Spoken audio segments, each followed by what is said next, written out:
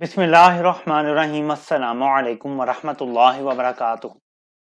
اس ملک کو پاکستان کی ایجنسیوں نے تماشا بنا کے رکھ دیا ہے، دل خون کے آنسو رو رہا ہے۔ آج ایک استاد بولا تو اس کو بھی غائب کر دیا گیا، پھر شور پڑا تو پھر اس کو سامنے لائے۔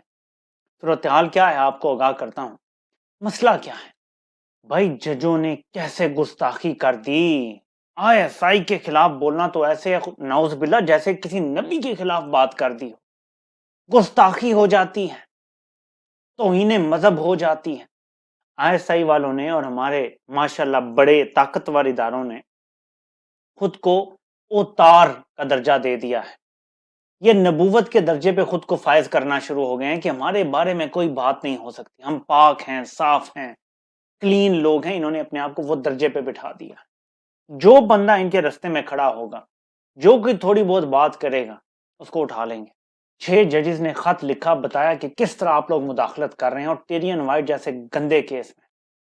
اس سے بھی آپ کو آگاہ کرتا ہوں کہ اس نے بڑی زبردست بات کی اور ان کو بہت زبردست جواب دیا ہے، اور ان کو ایسا ہی جواب اب دینا پڑے گا ہمیں۔ دیکھیں، شرافت سے بڑا ڈیل کرنے کی کوشش کیا، لیکن کمپنی کو شرافت کی زبان نہیں سمجھ آ رہی۔ ہم پوری کوشش کر رہے ہیں، کہتے ہیں ٹیرین وائٹ کا بہت زیادہ پھر سے ذکر کر رہے ہیں۔ میں ایک ٹویٹ پڑھنا چاہتا ہوں، پھر آتے ہیں بعد میں۔ بڑی سخت زبان ہے، پلیز میں پہلے معافی چاہتا ہوں کہ اس ٹویٹ میں بڑی سخت زبان استعمال کی گئی، لیکن جب یہ بار بار ایک بات کرتے ہیں اور آن گروپ کے لوگ یہ بات کر رہے ہیں، ان کے ٹاؤٹ یہ بات کر رہے ہیں، دیکھیں جی عمران خان کی بیٹی ہے ٹیرین، وہ کیوں نہیں اس کو اپناتا، کیوں ڈینائی کرتا ہے؟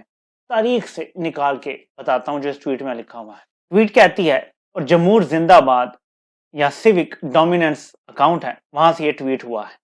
کاش پاک فوج بھی 1971 میں پاکستانی فوج کے اہلکاروں کی جانب سے بنگالی خواتین کے ریپ سے پیدا ہونے والے ہزاروں جنگ کے دوران ہوئے بچوں کی کفالت کرتی اور ان کو دھتکارنے کے بجائے انہیں اپناتی۔ افسوس، پاک فوج کے اہلکار میدان جنگ سے بھاگنے کے ساتھ ساتھ اپنی ذمہ داریوں سے بھی بھاگتے ہیں۔ کاکولی تربیت ہے شاہد۔ تو یہ صورتحال ہے۔ اب لوگ اتنا غصے میں ہیں کہ آپ ایک بندے کی اگر یہ بات کریں گے تو لوگ پھر کہیں گے کہ پھر آپ بھی بتائیں کتنے بنگالی بچے ہیں جن کو آپ نے اون کیا ہے، کیونکہ آپ پہ تو الزام ہے، ڈاکیومنٹڈ الزامات ہیں۔ میری مکہ میں ایک بنگالی سے ملاقات ہوئی، وہ آج بھی ان کی نسل یہ آپ پہ الزام لگاتی ہے۔ تب میں لڑ پڑا اس سے، میں عمرے پہ گیا ہوا تھا، میں لڑ پڑا اس سے کہ تم جھوٹ بول رہے ہو، ہمارے ادارے ایسے نہیں ہو سکتے، کیونکہ تب ہماری آنکھوں پہ پٹی بندی ہوئی تھی۔ ہم لڑ پڑتے تھے بنگالیوں سے کہ تم کیا کہہ رہے ہو، ریپ کیا تھا، وہ کیا تھا، ہم تو پاک فوج کہتے ہیں، اس نے تو غزوہ ہند لڑنا ہے، یہ تو بڑے نیک لوگ ہوں گے، پاک لوگ ہوں گے۔ یہ ہماری سوچ تھی، آپ نے بدل کے رکھ دی، آپ نے بدل دی اپنی حرکتوں سے۔ اب ایک جج کے پیچھے پڑے ہوئے ہیں، طارق محمود جہانگیری کے، یہ دیکھ لیں ذرا ان کے کارنامے کیا ہیں۔ تھانا وہاں مجھے 4 گھنٹے رکھا اور اس کے بعد وہاں سے لے کر آئے مجھے یہاں پر اتفاق سے۔ کون سے جج کا کیس تھا؟ کون سے جج کا کیس تھا؟ مجھے یہاں سے لے کے گئے بریگیڈ تھانہ، نہیں مجھے یہاں سے لے کے گئے بریگیڈ تھانہ، اور جب آپ لوگوں نے شور مچایا سارا کا سارا تو پھر مجھے یہاں لے کر آئے بڑے شریف بچوں کی طرح رہا۔ نہیں، یہاں پر لانے کے بعد کہا کہ ہمیں نہیں پتا کہ آپ کہاں پر ہیں۔ جج کون سے تھے؟ کامریڈ جج کون سے ہیں؟ طارق محمود جہانگیری کا کیس ہے، بالکل۔ جج طارق محمود جہانگیری کا کیس ہے، دباؤ ڈالا جا رہا ہے۔ انہوں نے اظہار کر دیا، بلکہ میں آپ کو ان کی ٹویٹس پڑھ کے بتاتا ہوں۔ ریاض احمد صاحب نے ٹویٹ کیا، over the past week the university of Karachi has faced an unusual level of external pressure, یعنی ہم پہ غیر معمولی بیرونی دباؤ ہے۔ انہوں نے کھل کے بات نہیں کی، سینٹ کی میٹنگ کے حوالے سے ذکر کیا، لیکن اب انہوں نے بتا دیا ہے کہ جسٹس طارق محمود جہانگیری کی وجہ سے یونیورسٹی پر دباؤ ڈالا جا رہا ہے، یعنی ان کی ایک ڈگری جو موجود ہے اس کو جعلی قرار دینا ہے۔ جو بھی تحقیقات ہو رہی ہیں سارا کچھ اس میں ہیرا پھیری کی جا رہی ہے۔ دیکھیں، ہم سوچتے تھے نواز شریف امپائروں کو ساتھ میں لا کے کھیلتا ہے۔ ناظرین، نواز شریف جن کا لگایا گیا پودا ہے نا، اصل میں وہ کمپنی امپائروں کو ساتھ میں لا کے کھیلتی ہے۔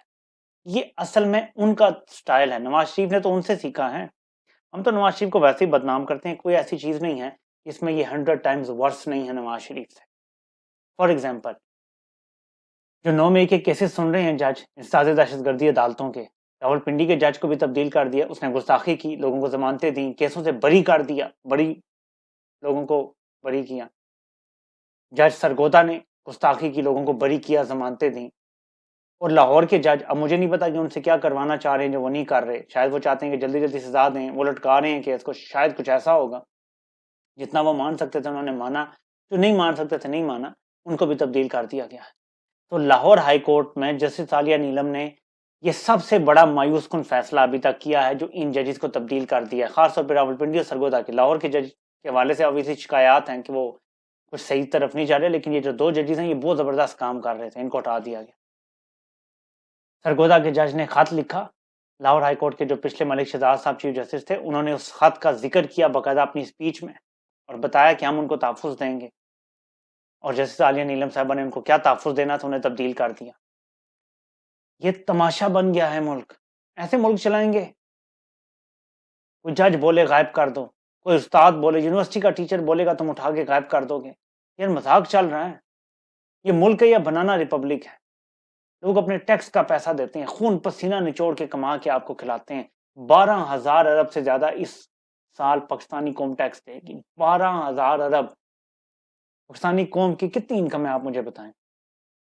بیچارے مشکل سے 2 وقت کی روٹی کھاتے ہیں، وہ 12,000 ارب سے زیادہ ٹیکس دیں گے اس سال۔ ڈائریکٹ ہوگا، انڈائریکٹ ہوگا، بدلے میں کیا مل رہا ہے؟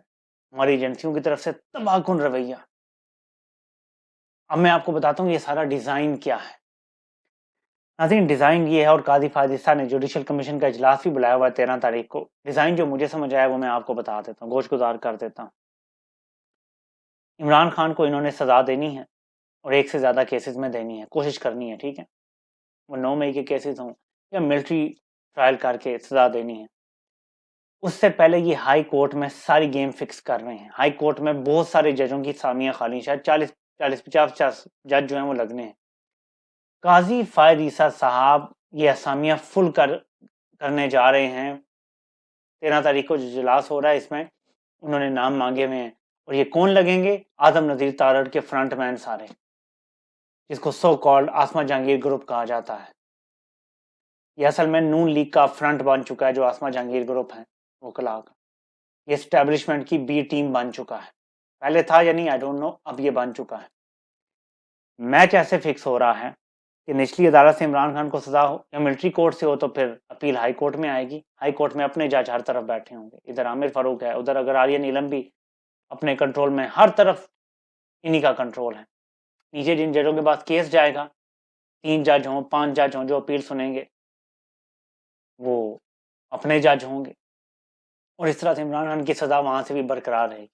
اس دوران قاضی کی ایکسٹینشن ہو جاتی ہے یا کوئی ایسی تبدیلیاں ہو جاتی ہیں تو سپریم کورٹ میں بھی قاضی کو فل پاور دے کر دوبارہ سے کمیٹی ختم کر کے ساری طاقت قاضی کو دے کر، اور عمران خان کو وہاں سے بھی سزا کو برقرار رکھا جائے۔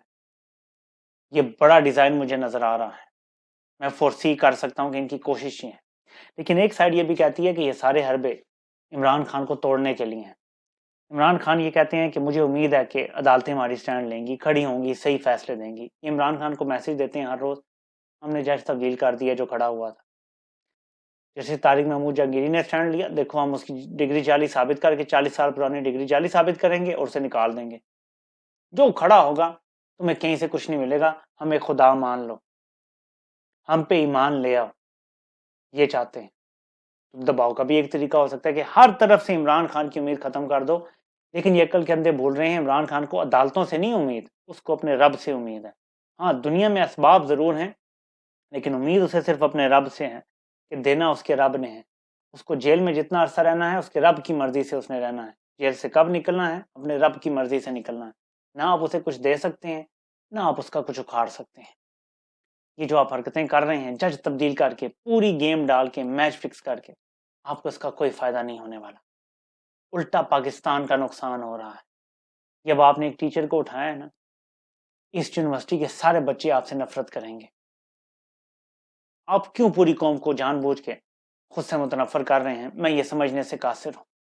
کون کون سے وعدے کر چکے ہیں، کون کون سی بڑی گیمز ہیں۔ اور ایک چیز جو سارے بات کرتی ہے اور ہمیں بھی اب زیادہ کرنی چاہیے، کہ مسئلہ ان کے بزنس امپائر کا ہے، ان کے بزنس انٹرسٹ کا ہے۔ کمپنی اور پاکستان اپنی موجودہ حیت میں ساتھ ساتھ نہیں چل سکتے۔ کمپنی کے بزنس انٹرسٹ بہت بڑے ہو چکے ہیں، کمپنی کے کاروباری مفادات پاکستان کے مفادات سے اوپر چلے گئے ہیں۔ کوئی بھی سویلین حکمران اب آئے گا تو کمپنی کے کاروباری مفادات کو ختم کر کے ان کی سارے اب بزنس کو میاں لے گا یا اس کو پرائیویٹائز کر دے گا، تب جا کے یہ ملک چلے گا. جب تک کمپنی کا سارا بزنس پرائیویٹائز نہیں کر دیا جاتا تب تک یہ ملک نہیں چلنے دیں گے. یہ ہر چیز پہ قبضہ رکھیں گے.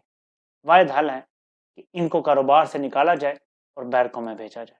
آپ سے انشاءاللہ پھر ملاقات ہوتی ہے. اللہ پاک آپ سب کا حامی و ناصر ہو. سب کو سننے کا بہت بہت شکریہ.